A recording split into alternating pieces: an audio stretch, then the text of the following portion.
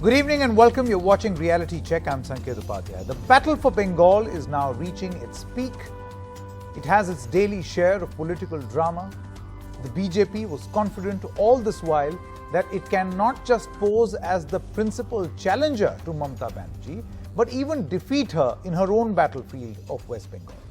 What gave them confidence were the results of the 2019 Lok Sabha elections, where they won many seats. In fact, very interestingly, many of the MPs who won back then are now contesting the Vidhan Sabha elections for the Bharatiya Janata Party. They've all been given tickets.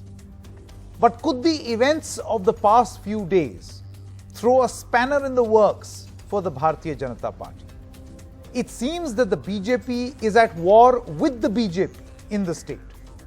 The foot soldier, the Karyakarta, upset with the imports from the TMC, a complaint within the BJP that turncoats have greater place than the people who worked hard for the party. A growing resentment that a person in the BJP as of this moment in West Bengal is as good as being a new entrant from the Trinamool Congress. A feeling that those who worked hard on the ground have been denied tickets simply because they were already there in the party. They did not jump ship and come in. Should this be treated as a standard pre-poll practice? Because if you speak to many people in the BJP, they say these things keep happening ahead of every election. You have people upset and then eventually everything is under control. Every political party goes through this. Or is there a really big reason for the Bharatiya Janata Party to worry? Big meetings are happening with the entire decision-making body of the West Bengal unit and the central leadership in Delhi to talk about the problem so far and discuss ticket distribution for the future. Let's put this to a quick discussion. Bhaskar Ghosh, leader of the BJP, is with us. We have Jaideep Mazumdar, associate editor of Swaraj magazine, Professor Monojit Mondal, TMC member, Shivajit Bagchi, senior journalist, and in just a short moment, we'll have Monideepa Banerjee also joining us of NDTV. Bhaskar Ghosh, let's begin with you. Will you or will you not admit that this is a cause of worry? Look at the manner in which these protests have broken out. In the world of politics, where perception matters a lot, I mean, if you will have BJP pitted against BJP, what sort of image is this going to send out? Yes, Sanket, I think I am the right person and one of the right person to answer this question, because yesterday when all this agitation was going on, I was a person present in the BJP headquarters at Hastings, and I am the person who has talked with all of those agitated Karyakartas for 4 to 5 hours. So I can tell you two things out of my discussion, which is not an open to public discussion, but I can assure you one thing, that after 6 o'clock yesterday, the entire mob has been dispersed from the party headquarters, not by any force, but they have understood that this is a party with a difference and they have to maintain the regimentation of the party. No, Mr. Ghosh, unlike the TMC and Congress and CPM. No, we'll come to TMC, Congress. Let me finish. We'll come to TMC, Congress and CPM later. No, let me finish. Let me give my statement. Sanket, let me give my statement, which is important. Sure. So I object that whatever your channel is showing, that this is an TMC, tickets TMC, and therefore the entire things have been upside down. It is not the fact. This is the fact that this party is coming to the power. This party's ticket is in very, very high demands, and people are emotionally attached with the party. Yesterday, each of those representative of the agitator has told me one thing, that now onwards we will work for the parties win in the respective assemblies. And Mr. from Ghosh, today, you see, I just now if your opening comment is done, I want to tell you that studio, there is not a single person is present there. Ghosh, yesterday there were situations where a mild lathi charge had to be done. So you saying that people automatically out of respect and the regimented existence in the BJP decided to go back? No, that is factually wrong. I am talking about the lathi charge timing. Lathi charge timing. You see, I am talking about 6:30 in the evening we are talking about. So we have started the discussion from 1:30 and 6:30 we have made them understand that under what circumstances. So you're saying that there is absolutely no problem. It was just a misunderstanding. All of it is over. Party is united. You are winning the West Bengal election. And today there is not a single. Today you sent your cameraman there. Not a single party member are agitating over there. Sure. I just came right from Hastings to your studio to answer this queries. That very well may be the case. With all responsibility, Mr. I am telling you. Not a single person. That may very well be the case. I'm not denying this fact. But the point is, the scenes that we saw yesterday were ugly. It appeared as if here is a party which is not united. The ticket distribution has been a messy affair. And that is why many of your leaders are in the national capital. Everyone has got the right to expression. Which is why your leaders are here in the national capital, perhaps to discuss the next set of seats and also to deliberate on what to do with the existing seats. I don't know what promise. Have you made any promise? You are wrong. Today the leaders are there to discuss on the second lot of declaration of the and no seats will be changed. Fifth and sixth round of this. You are saying that tickets to be declared. You are saying that none of the seats or none of the candidates are going to be changed, whether it is in Kolkata, Shingur, Chinsura, Haripal, Uttarpara, Panchala. None of these seats are going to be changed or candidates. Is that a confirmation? Am I to believe that BJP is not going to change any candidate? Let me tell you one thing. BJP is a party which goes into continuous overhauling, continuous exchange of opinion within ahead of the nominations, stratum of the decision makers. Ahead of the nominations, changes can happen. But one thing I can tell you. No. One thing I can tell you, if the changes for the betterment of the party, that will happen. Sure. But not under any pressure. Sure. Not under which is a right which every political party reserves. Me on record. Which is a right every political party reserves. There is a date also for the withdrawal of the nomination. So fair enough. But this confidence that one can see in Mr. Bhaskar Ghosh that all is well, is that really the case? Let's study the political impact first before I bring in the TMC's representative. I have with me Jaideep Mazumdar is also with us. Mr. Mazumdar, how do you look at this situation? The scenes. There is definitely a lot of dissent. The old timers are not very happy in the BJP, etc. We all know that, and that is bound to happen. But I wouldn't, really say that there's a lot of, it will affect the BJP's poll prospects, etc. I'm sure they'll be able to put the house in order for the actual polls. I'm pretty sure about that. And you don't see this being a problem in the future? How people who have been turncoats essentially have been rewarded? There is a long list of the number of people from TMC who have jumped ship, and the rate of them being accommodated for party tickets is very high. Definitely, but if I look at neighboring Assam, the BJP has managed it very well in neighboring Assam, and I don't see any reason why it can't do so in West Bengal as well. But where does that leave, Mr. Mazumdar, where does that leave people who have worked within the party all this while very hard? I think that was the grudge. Well, I don't know. I can't speak for the BJP and say what is going to happen to them, but I'm sure, they'll manage. As a huge political party will find its way to reward them in some organizational posts, etc. Sure. Shubhajit Bagchi, where do you stand on this issue? Well, you see, what I understand, in Bengal, if you look at the history of Bengal, last 70 years, there have been these fights. You look at the Congress in the 1950s, 60s, the Hooghly lobby, Calcutta lobby, Midnapur lobby used to fight like this. So it is just an extension of that fight. It goes on. Other than CPIM, it continues. Having said that, so I do understand and I do guess that every political party has this problem, and BJP, maybe it is little more, little less, but BJP, I guess, will able to manage this. Now, having said that, one or two cases I would like to highlight. For example, in Kharagpur constituency. Now, Kharagpur has been a bastion of RSS. for ages. You have this Gopali Ashram there, which has been playing a critical role for the candidates for many years. Dilip Ghosh, the party president, has been winning from there. There are very capable leaders within RSS, old BJP, not too old, old BJP, but these candidates are not too old. They are in their 50s or 40s, and they're very capable leaders. Now you ask RSS, ask the old BJP, why they had to get somebody from Tollygunge film industry to be the candidate there. I mean, that gives an indication, a signal that they are not trusting their own people. And they always talk about discipline, regimentation, RSS, etc. That's one example. The other example, the Singur constituency. We all know how important is Singur in Bengal. Now, BJP has got this Rabindranath Bhattacharya in that constituency.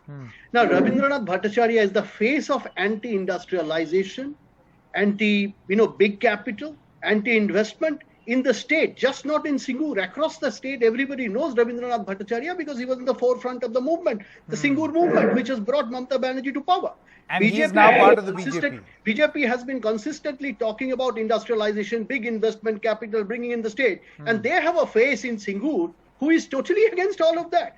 So what kind of message, what kind of signal? It's not a question of winning or losing all the time. It's a question of a message. Okay, so before I go to Professor Mandal, I think Mr. Bagchi is making some interesting points. I have to give Mr. Ghosh a right to reply. Professor Mandal, I'll just come back to you. Mr. Ghosh, you heard what Mr. Bagchi had to say. It almost appears that the more things change in Bengal, the more they remain the same. Now, let me answer Mr. Bagchi point to point instead of, because time is very limited. Yeah.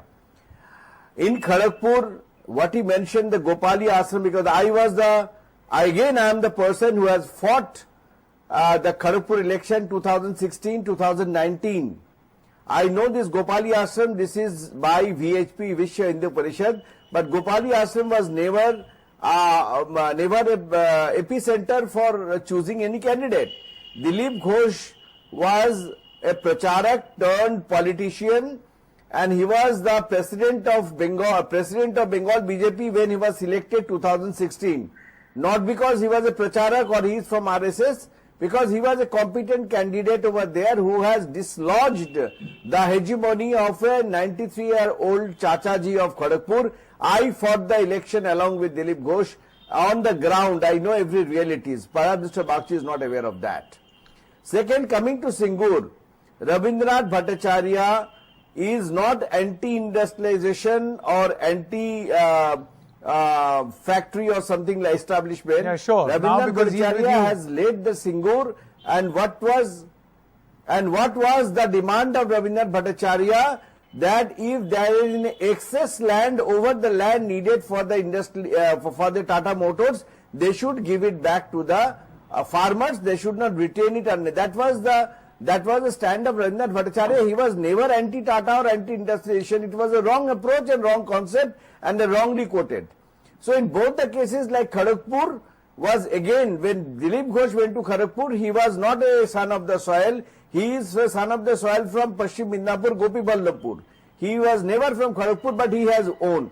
Today, Hiranmay Chatterjee, who has been pitched over there, he is not from Kharagpur, but Kharagpur by the time is our stronghold, because the MP is from Kharagpur. Sure. MP is from Paschim Midnapur. Sure, so we are trying another Mr. good candidate over there. got into the details. Yeah, exactly. Mr. Bagchi got into the details, made his points. I'm glad that you also have gone into the details to explain your side of the story, your point that it's not really a matter of great concern and things will not change on the ground. Fair enough. Let me bring in Professor Mandal. Professor Mandal, now, a small constituency in any political party is often upset with the process of ticket distribution. It's clearly, there is a lot at stake, so there will be a constituency that will be upset. I'm sure there will be many upset within the Trinamool Congress also with the ticket distribution. So, should a lot be read into resentment, or should this be treated as normal pre-election practice? Sanket, let me take you back to 2011, exactly 10 years ago. What happened? We had clear idea in our mind that real air of change was definitely there, and we did not have any problem in ticket distribution because we knew what is going to happen. our agenda was quite clear. The people of Bengal wanted a change, real change, Ashul Poriborton, and that happened. We don't have any problem in 2011, 2016, and 2021 as well. Look at what is happening in the BJP. It's not just about a misfit candidate, Sanket. Look at the allegations. Probably you are glossing over those allegations. Some of the portfolio holders coming from the district are actually alleging that some of the state and central leaders are taking money to distribute, candidates. You please, put on the sound bite, put on the interviews. You'll understand. They're coming from the district. They're portfolio holders of the district saying that some of the state leaders and the central leaders are taking money to the tune of crores. You should look into your own sleeves. No, this has to be. You cannot retain your senior most politicians. You see, And sir. how you are talking One by one, please, one by one. Mr. Ghosh, one by one, please. I was presently only hearing you and yourself. Okay? So please, let me have my say, have some courtesy. The fact remains, Sanket. Now there are 3 BJPs, in fact 4.